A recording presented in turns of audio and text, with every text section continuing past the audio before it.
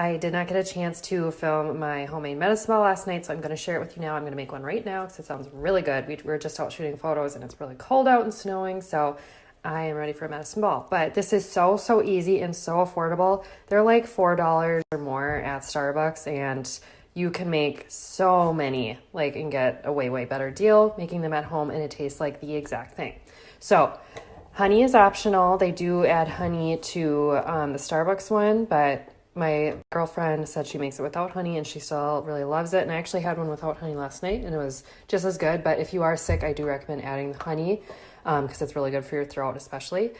These two are the teas that you use, and you can actually buy these together on Amazon, which is perfect.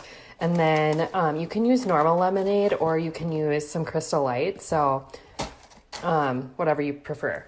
Basically, if you use like normal lemonade, there's going to be more sugar. Crystal Light is going to be much lighter. So I actually made my own Crystal Light. This was full of water, and you use like one packet for like 3 of the medicine balls. So kind of nice that you can get so much bang for your buck with this too. Actually big enough to make 4 of them. So what I'm going to do now, you can either start with this and then like put hot water on a tea kettle and heat it up that way. I just pop this right in the microwave for about 2 minutes, so I'm going to do that right now. So I have my heated up water and Crystal Light lemonade, so I am just going to steep the tea. And I just keep them right in here, but if you want to steep them and then remove them when they're ready, you can do that too.